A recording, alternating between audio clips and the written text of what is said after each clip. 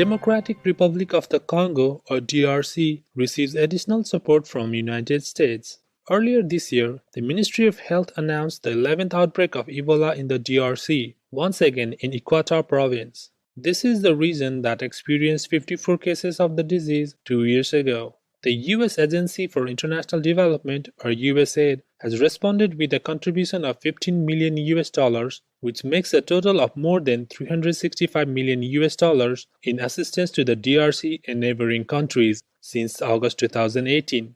The new funding will be used for public health surveillance, transportation of patients, training to reduce infections at health facilities, promotion of safe and dignified burials, as well as spreading information on how infections can be prevented and treated. The United States is a Shining World Leadership Award for Compassion Laureate. Our heartfelt gratitude, USAID. May your noble efforts bring relief to those who are suffering and help put an end to all zoonotic illnesses in heaven's compassion.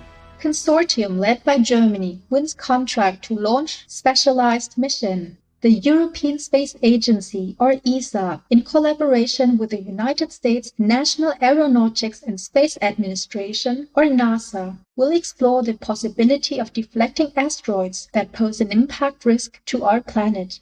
ESA has awarded almost 130 million euros to German space company OHB, which is coordinating the efforts of 17 countries to produce Hera, a space probe designed to study a double asteroid called Didymos. NASA will first send a sacrificial spacecraft to slam into the larger asteroid's moon. Hera will follow up to map the resulting crater, measure the moon's mass, and collect other information that will determine whether the technique can change an asteroid's trajectory and safeguard our world from a collision. Thank you, European Space Agency and NASA, for your forward-looking enterprise. May all Earthlings be protected and blessed with fulfilling lives in the embrace of the Providence. China's leader calls for green revolution. Speaking to the United Nations General Assembly remotely in September 2020, His Excellency Xi Jinping, President of China, said his country will upscale its Paris Climate Accord commitments.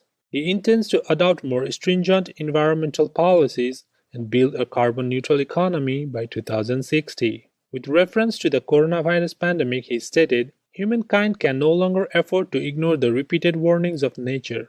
The government of China is a Shining World Leadership Award for Wise Governance recipient, as well as a Shining World Leadership Awards for Compassion, Compassionate Protection and Wildlife Protection Laureate. Our delighted applause, President Xi Jinping, for your steadfast determination to do what is right and lead by example.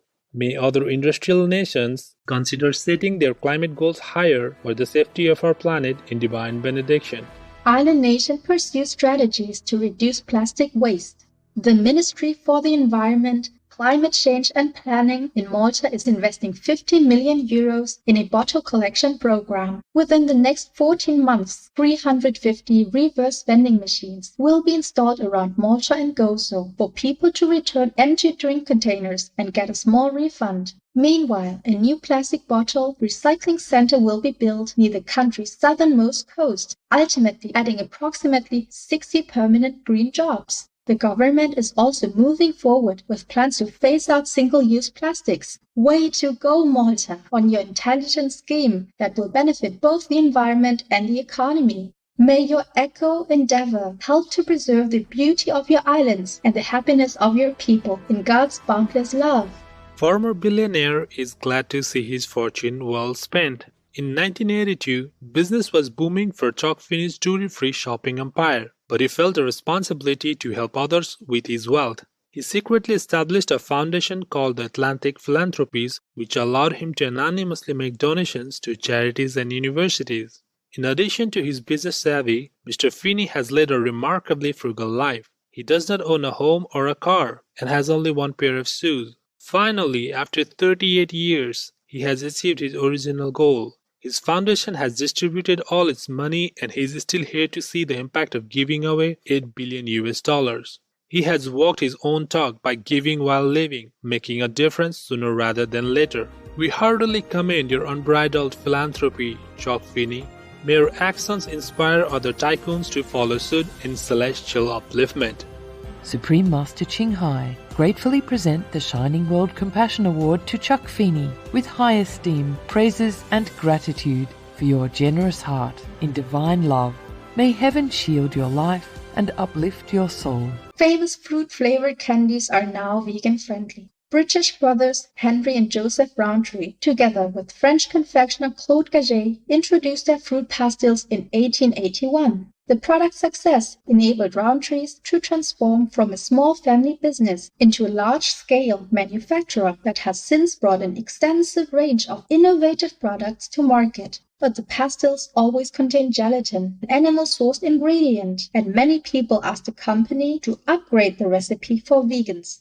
Meg Miller, brand manager for Rowntree's, has recently announced the firm's response. We want the brand to be enjoyed by as many consumers as possible, and so we are delighted to be able to introduce a new vegan-friendly recipe across a full range of sweets. Wonderful advancement, Rowntree's! May you gain not only additional customers, but extra blessing from the divine for aligning your treats with the world's plant-based trend.